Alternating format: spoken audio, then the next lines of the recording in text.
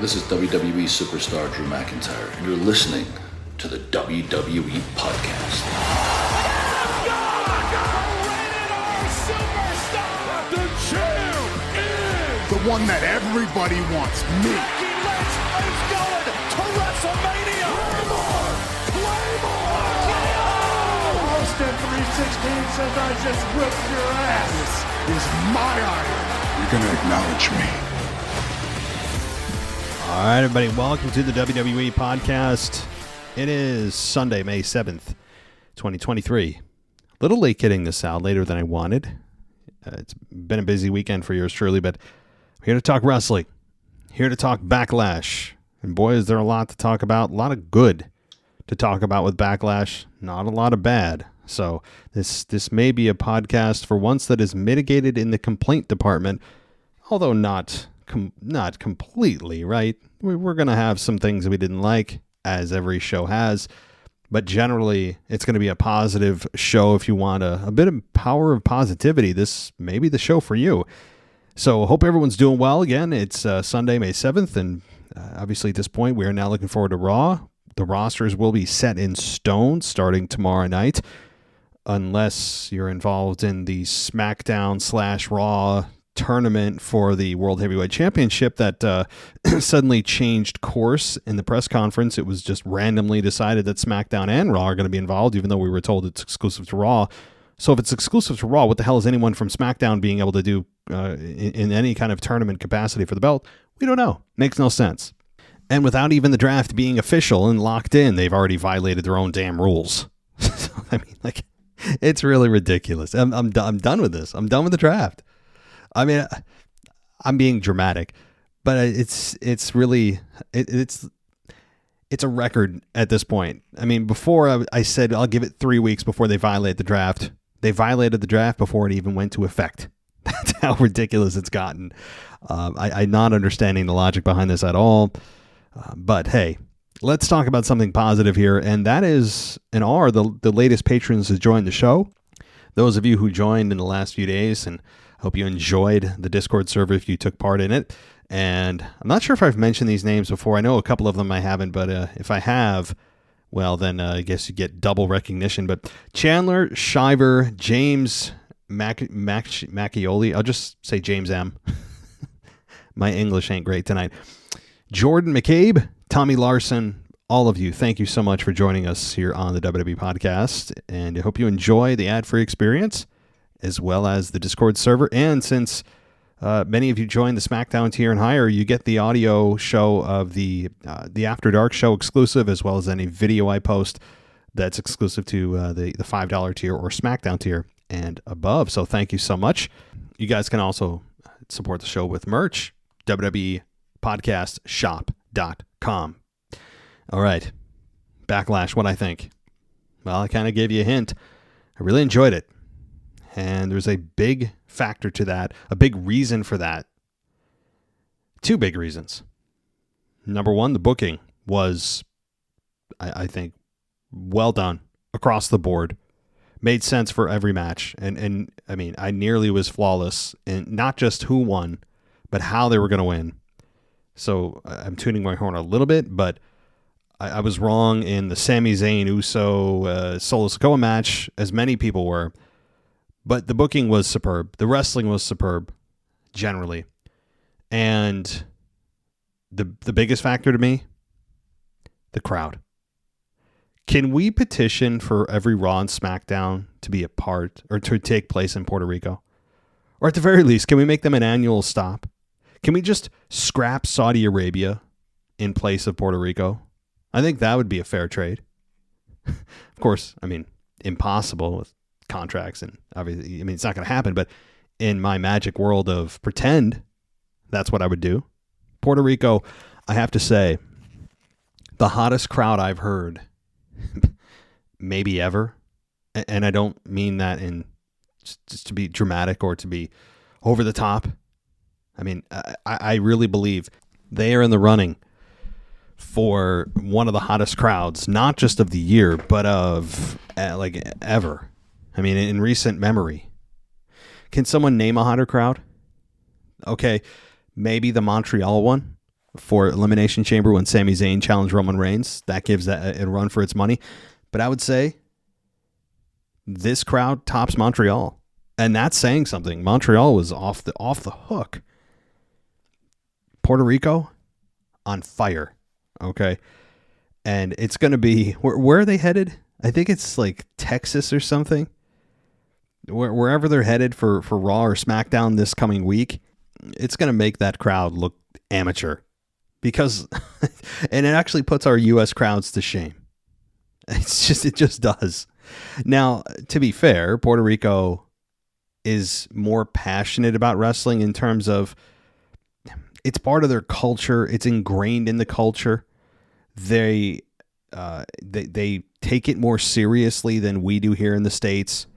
And the fact that they haven't been there in 18 years for a pay-per-view or premium live event also is a release of a lot of pent-up aggression or rather just patience. So certainly, that all factored in resulted in an explosive crowd, and not just a crowd that was into one or two matches or part of the show, even half the show. It was the whole time. It was the entire time. Puerto Rico was absolutely on fire, and I give them all the credit in the world. It's not easy to maintain that level of energy for that long. It takes stamina, focus. I mean, I couldn't imagine. And good for them. They added so much to that show. And to be honest, one of the most emotional parts of that show for me was Zelina Vega. And in her home country, and Michael Cole sharing with us that she always wanted to be able to wrestle in front of her dad for a championship. Just that was an emotional moment for me. And for everybody, and not just me. Obviously for Zelina, who was overwhelmed by the response. The loudest pop she's ever gotten in her career, the biggest match of her entire career, in her home state for the championship with a crowd that absolutely adored her. I was so happy for Zelina. It was a great sight to behold. It was one of those give you chills moments, and one that it's a real thing going on inside of a fantasy world. And when you get those real moments, those are the ones that pull you in. And I really felt empathy and just happiness for Zelina. So that was really cool. Obviously the returns, we'll get to that. Carlito, Savio Vega, among others. Those pops were, do I dare say Carlito got the pop of the night? I think if anybody would, I never thought I'd say the words Carlito, right? Caribbean Cool, ever again on the show. I don't know if I've ever said it in the existence of my podcast over the last 9 years. I don't think I've ever said Carlito Caribbean Cool. I don't think I ever have, but now I have. And if anybody had guessed that Carlito was appearing last night, well, you're a genius, my friend, or you have some kind of crystal ball we don't know about. It makes sense he's there, given the heritage. But when was the last time Carlito was on WWE TV? I don't know. 10 years ago? Maybe? So, very cool moment there. We'll get to that. The Brock Lesnar bloody mess that some people are speculating. Was it supposed to happen? Did it not? Was it not supposed to happen? We'll get to that. But let's start with the first match, and that was a beautiful match, and on a lot of levels, and not in ways maybe you think. And that's the Raw Women's Championship, Io Sky versus Bianca Belair. The audience, it's interesting, seemed to pop pretty good for Bianca at the very beginning. Now, it could be just because the crowd was so amped they were going to cheer no matter who came out. I mean, if Satan himself came out, they probably would have just popped because they're just ready to explode with some kind of response. But to be fair, Bianca got a nice response, and Io's was mixed. And then when they got the match underway, the second that the music stopped for Io Sky, they immediately turned to Io Sky and turned their backs on Bianca Belair. And it got worse and worse for Bianca as the night went on. And it was beautiful. It was beautiful to me to see this and to hear the crowd with every, and this is what's cool, is you have a crowd that is not just into the match, into the storyline, into every maneuvers that are, that just, you don't even think about as wrestling fan. I know I don't, you know you don't, right? Like punches and headlocks and takedowns and hip tosses. The moves that are just kind of there, they're wallpaper. They don't really mean much. They're just part of the fabric. It's just a very basic maneuver. Those kinds of things, even those basic maneuvers, the crowd was super into, and that's how you know you got a hot crowd. I mean, an all-time hot crowd. I would challenge anyone to find a crowd that was hotter for longer than this crowd at Puerto Rico. I mean, I can't say enough about them, and it really makes you grateful for where we are compared to where we were with the Thunderdome. Whew, remember that? Mm-hmm. So this match really was helped by the crowd a lot. And that's not to say the match would have been awful without the crowd or with a typical crowd. But it was helped because every move felt bigger because the collective audience made you feel it should be big. And so you were brought in by the emotion of how many thousands of people that were there. And so when you're brought in, you're going along with it like, okay, what's happening here? And it just sucks you in. And it was awesome. And hearing the boos and yays and boos and yays, it's weird hearing uno, dos, tres, right? I mean, obviously everyone, even if you don't know Spanish, know what that is, but it's just weird. I'm like 1, 2, and I hear uno, dos. It takes a few seconds to get used to, but some of the chants, I don't know what they were saying. I don't know if I needed to. The energy was enough for me, but it was really cool to see Io Sky kind of adopt a babyface role here. Didn't try to double down on her heel character that she was being portrayed as in the beginning of this match.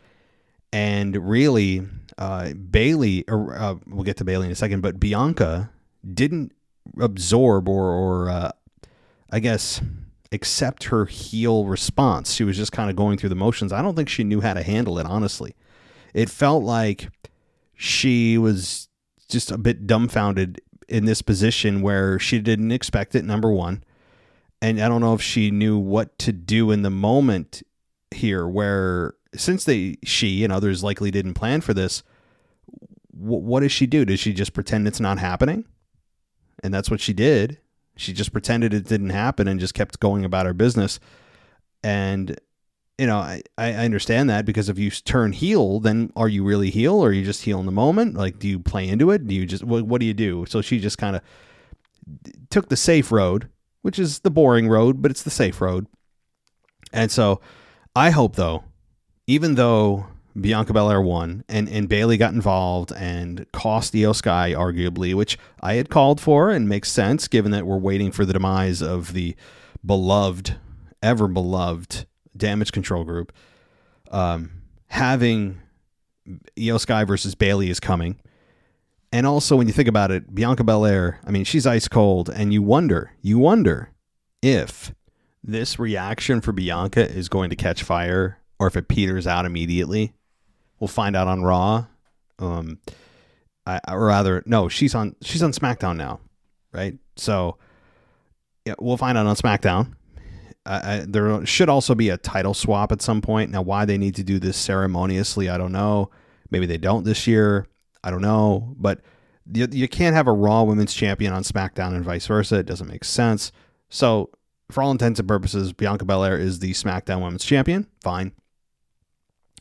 But this is hopeful. If you're looking for a Bianca Belair heel turn, perhaps this is the catalyst for something. Now, it's not going to be as negative as it was in Puerto Rico. No crowd's going to be able to match that energy that I can even think about over the next year. But I do hope that this is something for Bianca. It's the start of something for her in terms of heel turn. For the love of God, please. It was just so nice to see her getting booed. It was awesome. It was awesome. Loved it, and I hope it continues. All right. But yeah, I think the right person won, though. Bianca won, and she should have, even though I don't like her character and she's ice cold. A heel turn would do her wonders. And if that's the case, and if that's the plan, then I'm all for it. All right. Seth Rollins versus Omos. Omos had a decent, really good match. You know what? Really good for his standards and for what he is capable of physically because of his size.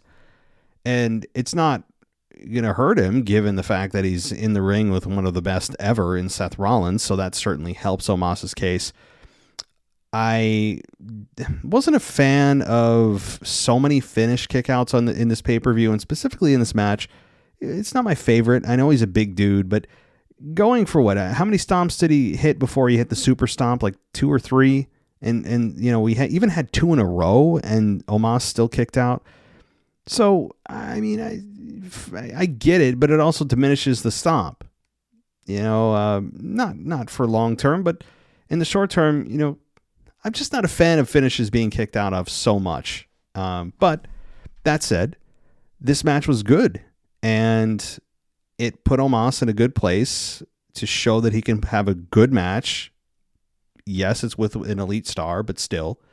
And having him lose here to Seth made 100% complete sense because Seth is about to embark, I would imagine, in one of the 2 triple threat matches. He's going to be part of this tournament for the World Heavyweight Championship. So you got to have him win. But you do wonder where they're going with Omos, right? Because Omos, it continues to squash everyone until it gets to the big match. Then he loses. Outside of Bobby Lashley, which he beat once or twice, he loses and has lost over the last several months on the big stage. So he'll go back probably on Raw to just squashing a bunch of nobodies. But when it comes to somebody that has name value, he crumbles, at least as of late. So I don't know what the long-term plan is for Omos, but if you're looking for the big man to have a future in maybe a world title picture, there's a case to be made if he continues to improve. And his size is his biggest asset and his biggest liability at the same time, right? Because his size immediately draws you to him. His size immediately makes you interested in seeing him match up with certain opponents. But at the same time, it's his biggest hindrance. It's his biggest downfall because you know what kind of match you're going to get out of him. If you're looking for that quote-unquote 5-star match that we have deemed what a 5-star match is these days, much more of an athletic presentation, you're not going to get that from Omos, nor should we expect it. He's a 7'3", 7'4" monster. So, all right. But the right person won here. It's not even a question. Alrighty. Let's get to the next one. Yes, the triple threat. Triple threat for the U.S. title was up next. And while I'm thinking about it, just one last quick mention about the women's championship match. I didn't say that the pacing of that match, I forgot to compliment it. The pacing of Bianca and Io, awesome. That's an example. You don't need to move 4,000 miles an hour in a match. You can slow things down. I would advise it. Not every match needs to be at breakneck speed. It's a much better pace, and they did this, and congrats to both women on this, for the pacing of the match. There's a tendency among the entire industry, not just WWE, but AEW and others. It's athletic, but it's athletic to the breakneck speed point where you can't even absorb what the hell's going on. It's just next move, next move, next move, next move, next move, and dangerous move after dangerous move. But the more dangerous moves you see, the less they mean, and it's kind of a vicious cycle. And that's a bigger discussion for another day. But I think you get the drift that I'm trying to give off here. And also, Io Sky, this is also an example of winning and a loss. How much bigger does Io Sky feel? Infinitely bigger, does she not? So, all right, but the triple threat for the U.S. title. Good match, not great, but good. I had predicted in this match that it was going to be Austin Theory retaining, but retaining after we get a tsunami from Bronson Reed on Lashley, and then having Theory take advantage. Well, I was close. It's Theory taking advantage of Lashley's work and pinning Braun Strowman, Bronson Reed. And I'm surprised on that, only because you'd imagine you'd want to keep Bronson Reed undefeated. Lashley can absorb this loss. It's not going to hurt him in the least. And it would actually have helped Bronson Reed to be able to claim he actually delivered the finishing maneuver on Bobby for Austin Theory to capitalize on. Instead, you did the opposite for a guy that doesn't need it. The finish, it didn't make sense to me. While the finish was the right outcome occurred, but how they got there, to me, I would have finessed it the opposite. However, all's well that ends well, right? With Austin Theory retaining, Bronson Reed is going to Raw. Lashley is going to SmackDown with Austin Theory. So perhaps those two continue their program. I would imagine that they do. Lashley was angry at the end of the match. Theory stole the victory, but is it really stealing when he legally did it? Probably not. And why every triple threat has to be, no DQ makes even less sense. Just because you add a third person, how exactly does that make it no DQ automatically? Yeah, there's no logic there. But a good night all around for everybody. I'll tell you, it's not the first match everyone thinks about when they think about this event, though. It's just not. And to me, this is about the follow-up. It's about Austin Theory's rebuild. So, all right, next, the emotional Zelina Vega versus Rhea Ripley. The match was good. I don't think it blew anyone away from a physical standpoint. It wasn't a Sasha Banks, Bianca Belair classic. It wasn't a Charlotte and Rhea Ripley classic. It just wasn't. And that's okay because nobody expected it to be. What everyone expected or hoped for was moments in the match where you believed, even though that Rhea Ripley was the overwhelming favorite, I mean overwhelming, and with good reason, that there were some moments that made you believe, and we got them. I had a couple of moments that I was like, oh my God, could they? Maybe they do it. Maybe they do it, right? And then you come back to reality quickly. But that's the magic of this scenario when you have an overwhelming heavy favorite, but you're hoping, maybe, right? Like, well, maybe. Now, obviously, this doesn't make any sense for Zelina to win. Rhea Ripley just came off of a WrestleMania victory. It was her crowning moment. It is now the kingdom of Ripley. So it would have made no sense. It would have just been a very hot shot, feel good moment for Zelina. There's no argument for that. But Zelina had a very good night, not just from an emotional standpoint and the authenticity of that emotional outburst she had before and after the match, but also in the match. She easily had one of her best matches to date. Now, to be fair, she hasn't also had a whole lot of one-on-ones to date, so there's not a whole lot of things to compare it to, but still, it was a match that did exactly what it needed to do. I really thought that it was a fun, emotional match. It reminded me a little bit about Roman Reigns and Sami Zayn and the emotion people felt for Sami and in his hometown with Zelina Vega. It's kind of a little bit of the same thing, although many of us believe Sami actually had a chance and a legit chance, where Zelina was, it was laughable that anybody had made an argument for her to win. But I don't mean that disrespectfully. It's just the way that they've positioned her and defined her over the last several years now. It's not just recently, it's like years of defining her down and in different roles. And she's a queen and adopts a British accent, but then she's a manager again. And then she's with the Legado del Fantasma, but then she's in the LWO, and then she's wrestling. She's been all over the damn place, right? But she's never been the centerpiece of anything. So this was a nice moment for her to shine. And I think she came through. I think she delivered, and the crowd helped a lot. And I feel I'm happy for her again. And I'm happy for Puerto Rico to be able to see her compete in that moment. So, all right. What else? Oh, everybody giving tribute to Eddie Guerrero. I mean, like Eddie Guerrero. There may not be, I don't think there is, a wrestler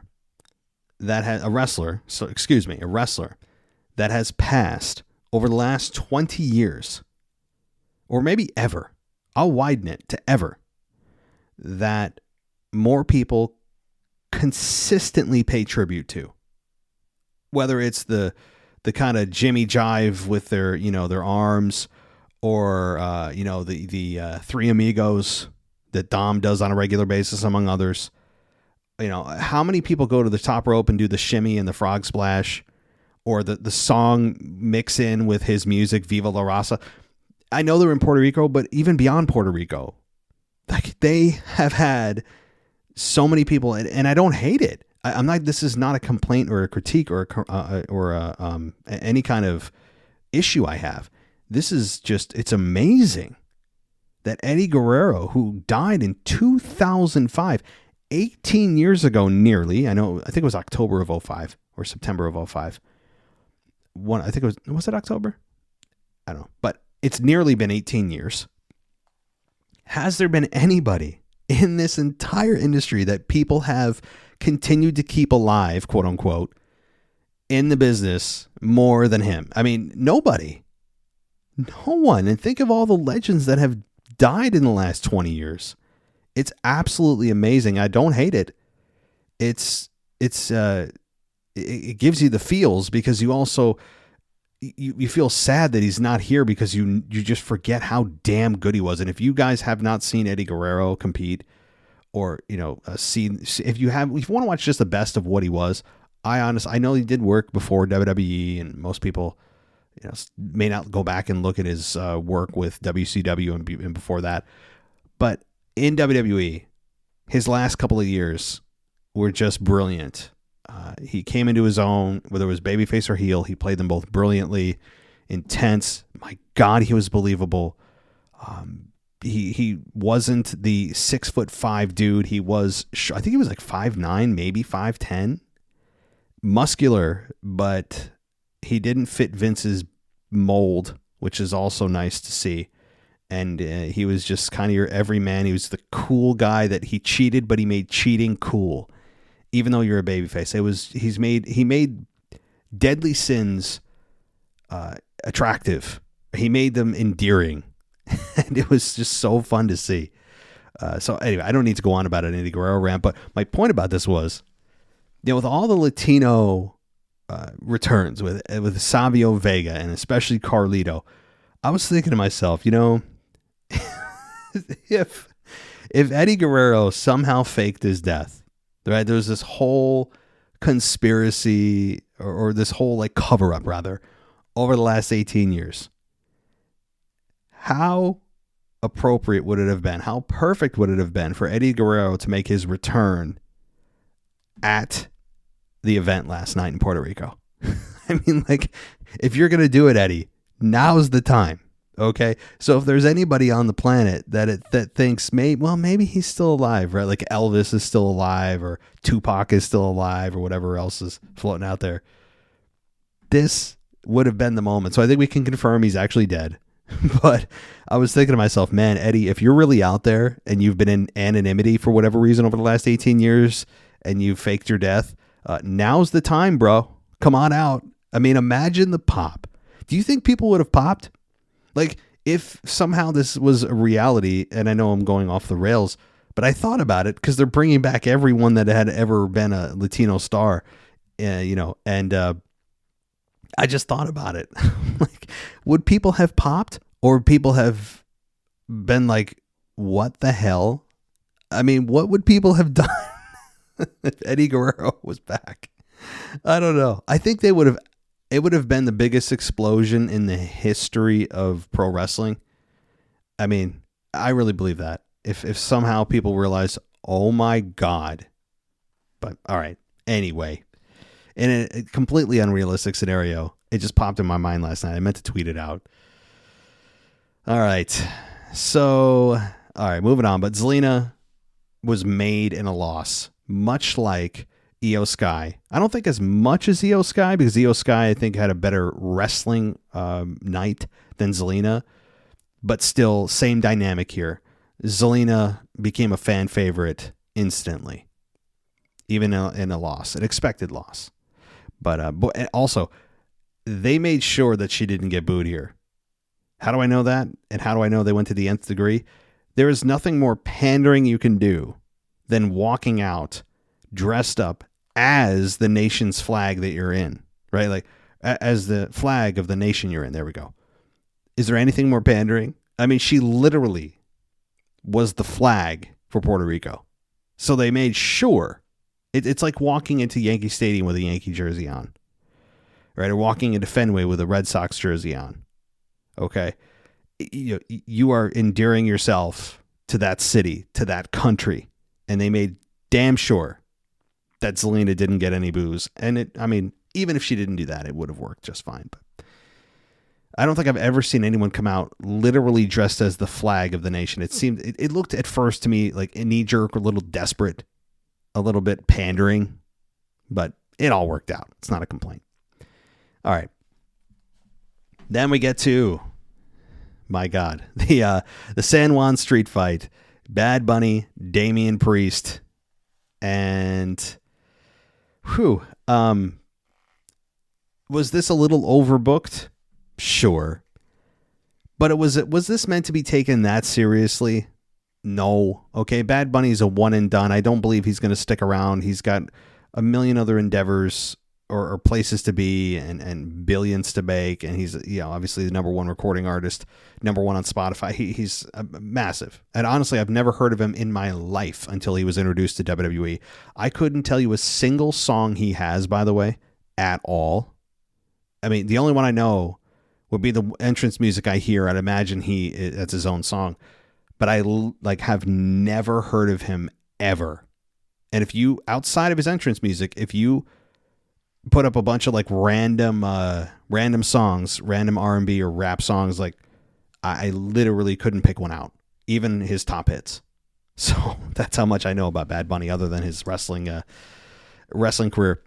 But this match was what you'd expect, not super crisp, not a wrestler's wrestling match, not a great chain wrestling match, just some power moves, some cool spots. Some kickouts, some physicality. And my God, there was some physicality, and there was a lot of kind of awkward pauses by Bad Bunny. And again, it's not really even me crapping on him, because in terms of the celebrity cast that has come into WWE over the last, again, probably 20 years, there have been some real stinkers, some real embarrassing ones that don't take this seriously. Bad Bunny clearly takes this seriously, and I have nothing but respect for that. Bad Bunny has ushered in a new version of what we expect from celebrities, a new expectation from celebrities. It's no longer, if you're going to come in and have a match, that you kind of half-ass it and you put in an hour of work for the whole thing. No. I really respect what Bad Bunny has done. I do, because he really went out there and took a lot of bumps that he didn't have to. But overall, this was from a wrestling standpoint. Again, the match was fine. Bad Bunny chucking a chair at Priest's head, spiking him with a tornado DDT, that kind of thing. Bad Bunny getting put through a table. A lot of Michinoku drivers I noticed last night too, which is cool. Michinoku drivers, that could be a finish. I don't know why it's nobody's finish.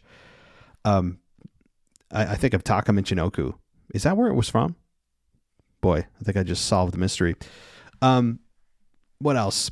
So I'm going through the match here. We got Bad Bunny landing a low blow on Priest, but it's legal, right? So the crowd didn't boo, and it came after Bad Bunny was duped by Priest, who is pretending to apologize, and Priest, kicked him in the head.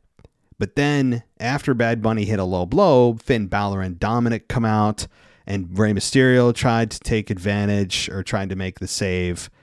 And Bad Bunny locked up a figure four, targeting Priest's leg, and Bad Bunny and Priest exchange moves. And in a closing sequence, we had, of course, Carlito, as I mentioned earlier in this match, which was just,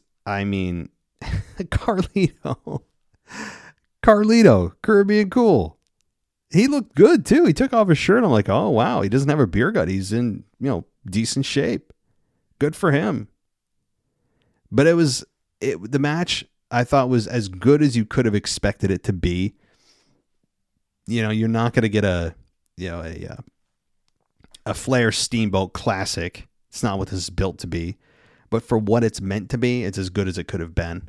And no problems here. I really have no problems. The effort was there by both parties, Priest and Priest and Bad Bunny. Both did an excellent job. And nobody got hurt from what I understand, at least from my initial reports. So that's a good thing.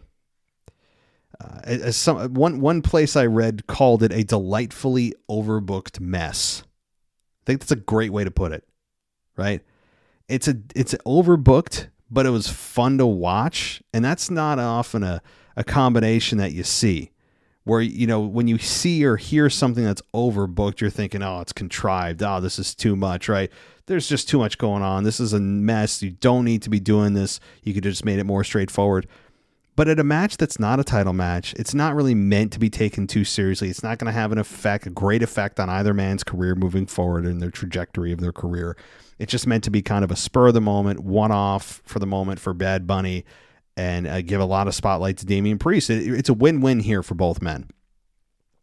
So a delightfully overbooked mess is a perfect way to describe this. I really can't complain about much in this match at all.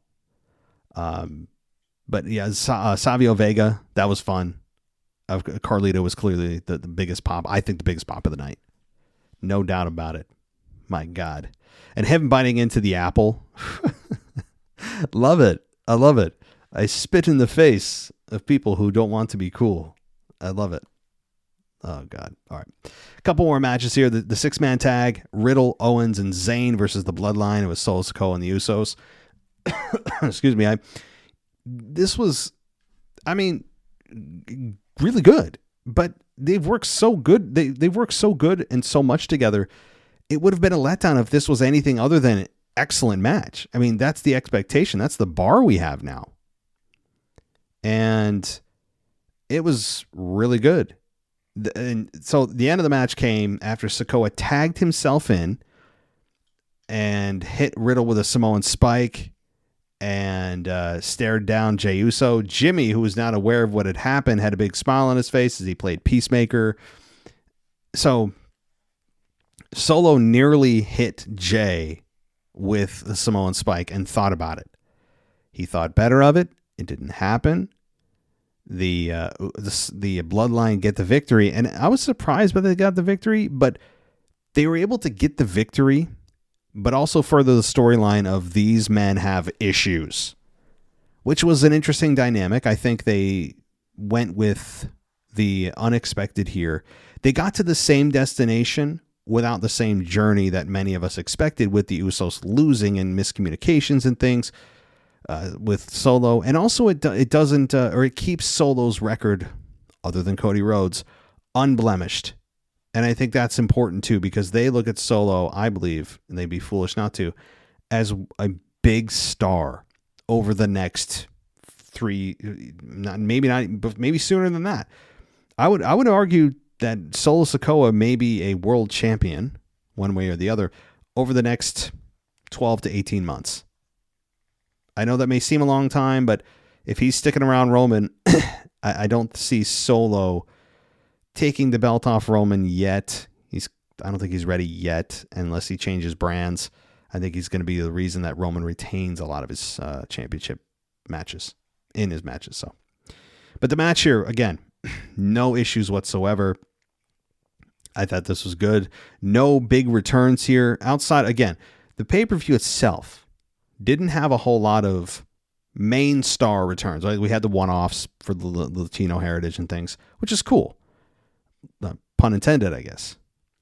But we didn't have a Randy Orton. We didn't have a Big E, even though he was backstage or he wasn't in a live segment backstage, but we saw him on camera in a promo he was doing for, was it DraftKings, or I don't know what it was. But so Big E's in the minds of fans now, and I don't know what's, obviously he had a neck injury, and that is one of the more serious, if not the most serious injury you can have, or body part that you can target to have an injury on. So I was just expecting at some, maybe Randy, maybe Big E. Neither happened, and I'm cool with it. But so no issues here. Great matchup as expected. I don't know how much longer that the Usos are going to be feuding with KO, Sammy, and Riddle. Is this the end? I mean, I don't know. It remains to be seen. And Friday night is going to be so interesting to me, or maybe Monday. If all the competitors are revealed on Monday, that's what I want to see. If you get only the Raw competitors for the World Heavyweight Championship on Monday and the SmackDown competitors revealed on Friday, that's what I want to see. I'm most interested in the SmackDown stars that are in this tournament, quote unquote tournament. Because if Roman Reigns is in this tournament, my God, just people are speculating it could come down to Cody versus Roman. And that's how Cody finishes his story, by beating Roman in the finals. That's in Saudi Arabia. But I have my doubts. It's because you'd have to have Roman lose that, would you not? I don't know. So much speculation, guys. I don't want to get into it because there's a lot of roads they could go. Bringing SmackDown into this, I hate with all of my soul for so many reasons. Well, really only one big reason. But I don't want to speculate on until I know who for sure is in this tournament. So, all right. Oh, and by the way, toot on my own horn about miscommunication of tags, and when somebody has it under control, the other one tags them and tries to take. So, good job, Matt. You're welcome. All right. Moving on from my ego here, we've got the main event: Cody Rhodes, Brock Lesnar. This one I was hoping, honestly, that it wouldn't just be a Suplex City Goldberg style match where it's finish, power move. We didn't get that. And I'm glad. And the reason I'm glad is not only because it's the main event. You can't do that in the main event. I mean, not with Cody Rhodes, who is infinitely talented in the ring. He's shown how really good he can be. And Brock Lesnar's no slouch in the ring. I mean, Brock Lesnar has been redefined as a finish maneuver, get this over quick, Suplex City, it's over type of match that he's had. But that's because of his opponents, I think, too. So with this, you can't do this with Cody Rhodes. And they didn't. And I thought this was really good. I enjoyed Cody attacking Brock right off the bat. I thought that was a nice sign of aggression, that he knew he had to attack Roman quickly, or attack Brock quickly. And the physicality here was good. The ring buckle removal and bloodiness of Brock Lesnar was fun. Do I think that was on purpose? 50-50.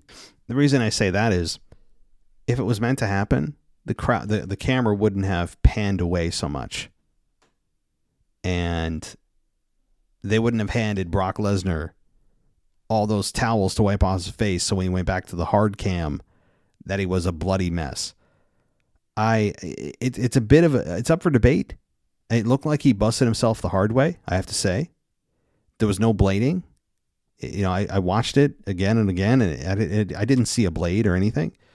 So he clearly did it the hard way, which leaves, room for plausible deniability. If you're Brock, and maybe someone accuses Brock of, oh, you bladed. No, he didn't.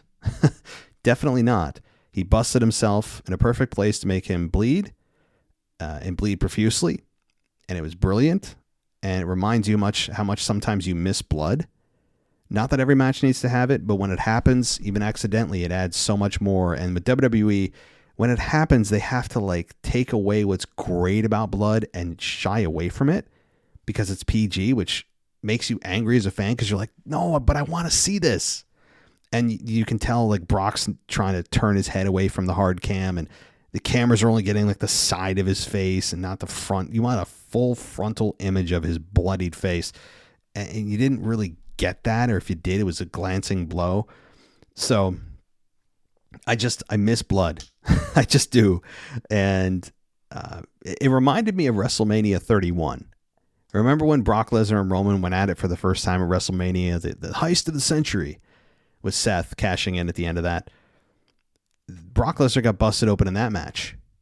And there were people who believed that was Brock Lesnar who bladed, and it still remains to be seen. I mean, well, maybe we don't know. We'll never know. But Brock Lesnar is either busting himself over the hard way, or he's one of the most slick bladers in the history of pro wrestling. Either way, it added so much to the match, and Cody Rhodes winning in the way that I had predicted. Again, guys, I just had a good night. Okay, the reason I'm saying I got it right is it still to me is the right decision, because you protect Brock, but you move Cody forward, especially if you're going to have him in the tournament. There's no reason to believe he's not. There's no reason to believe he's not going to be in the finals. So that said, I think that you accomplish everything you needed to. You have a kick out of the F5. You had a kick out of the Crossroads. All of the things you expect in a match that honestly, would anyone mind seeing a rematch? I wouldn't. Do I think it's going to happen? No. I think Brock Lesnar is going away for a while. You're probably not going to see Brock until Money in the Bank or at SummerSlam. I think Brock is going to be a ghost for the next couple of months, and hey, take some of the summer off. Good for him. And then appear back towards the middle of the summer. That's my take. That's my guess based on Brock's schedule. But hey, I've been wrong so far. I'm surprised he's even here right now. Right after WrestleMania, he usually takes a mini vacay. But anyway, so that is to me the wrap up of this show. I'd give the overall show an A-. If I was going to grade it, A- for me. And that may be a little bit underdone. I wouldn't give it an A+. A- to A. Like I do like out of 100, like a 90, 91, 92 out of 100. Obviously no pay-per-view is going to be perfect, but that's my grade. That's my rating. I thought it was well done. The crowd added so much to this, and I really can't underscore that enough and be so grateful that we're not in the Thunderdome era. I mean, that is the polar opposite of the Thunderdome was Puerto Rico. Polar opposite. And it's great to see. So, all right, I'm going to take a breath. I'm going to relax. You relax, guys, because we've got Monday Night Raw on the way, and the rosters are in full effect, which also means we are going to know, at least on the Raw side, maybe the full tournament, but at least on the Raw side, you'll know who is involved in those 2 triple threat matches, who will possibly be the new World Heavyweight Champion. And then maybe we'll hear the SmackDown side on SmackDown or beforehand. But that'll be the focus of Monday Night Raw. No doubt about it. It will be about the World Heavyweight Championship, and as it should be. And I hope, and I will say this in closing, that they do a little bit of education to the crowd or reminder, if you're a wrestling aficionado or a wrestling, a lifelong wrestling fan. You need to remind fans of what the lineage of that belt is, what it means. Show them, like, this isn't just a belt just invented like the Universal Championship was. This is a belt that has actual lineage held by legends. We need to be reminded of that. And I hope that they give us video packages or something. Just my 2 cents. But all right, everybody. Thanks so much for listening. Again, if you want ad-free, patreon.com/WWE Podcast. You can also get merch at WWEpodcastshop.com. T-shirts, mugs, koozies, iPhone cases, and a bunch more stuff. And also you can head to WWEpodcast.com for that link, or you can go ad-free on the website. Go VIP there, or on Apple Podcasts, you can join us there and get a week for free. And then it's only $2.99 a month over at Apple Podcasts. So everybody, thank you so much for listening. I hope you enjoyed Backlash. Hope you enjoy Raw. I'll be back tomorrow night with Anthony DeMarco. Until then, take care. I'll talk to you next time. Thanks for listening to the WWE Podcast. Don't forget to subscribe on your favorite podcast app so you don't miss a show, or head to WWEpodcast.com. And for all of these shows ad-free, head over to patreon.com/WWE Podcast. Until then, we'll see you next time.